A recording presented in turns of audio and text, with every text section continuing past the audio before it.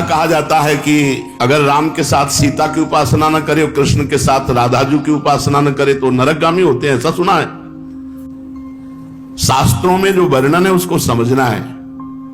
भगवान श्री राम या भगवान श्री कृष्ण का जब आप पूजन करते हैं तो उसी में शक्ति विराजमान है, वो अकेले कभी रह नहीं सकते। शक्तिमान शक्ति में ही विराजमान है, शक्ति शक्तिमान में ही विराजमान है, दोनों अभेद हैं। शक्ति और शक्तिमान कभी अलग हो ही नहीं सकते हैं। इसीलिए भगवान शिव ने अर्धनारीश्वर करके दिखाया, इसीलिए हमारे प्रिया प्रीतम मिलित रूप दिखाए। रूप बेली प्यारी बनी सुप्रीतम प्रेम तमाल, दो मन मिली एक भय श्री राधा वल्लभ लाल। दोनों प्रिया प्रीतम मिलित रूप हैं।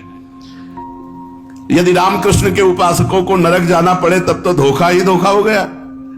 ऐसा जो कोई वर्णन करता तब तो धोखा ही हो गया। विवेक पूर्वक यहां उपासना करने की भावना है कि जब हम राम जी का उपासन कर रहे हैं तो उसमें सिया जी भी विराजमान है, जब कृष्ण जी की उपासना कर रहे हैं तो उनमें राधाजू भी विराजमान है। वस्तुतः एक की हो ही नहीं सकती, क्योंकि अकेले कभी रहते ही नहीं। शक्तिमान में तो शक्ति विराजमान है, तभी तो, बिना शक्ति के कुछ है ही नहीं। तो जब हम राम जी की पूजा कर रहे हैं तो उनकी शक्ति की भी पूजा हो रही, सिया जी साथ है। जब श्याम जी की पूजा कर रहे हैं तो राधाजू साथ है। तो शक्तिमान को छोड़कर शक्ति की अलग उपासना कर ही नहीं सकता कोई।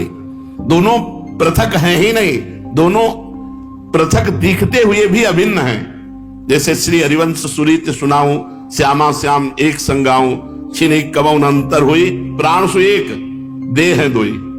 प्राण सु एक देह है दोई, देह दो है और प्राण एक है, मन एक है, रुचि एक है, स्वभाव एक है, वैसे एक है।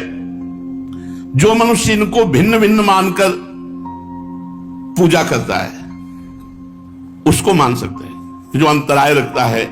लेकिन भगवान की पूजा करने वाला कभी नरक कैसे जा सकता है?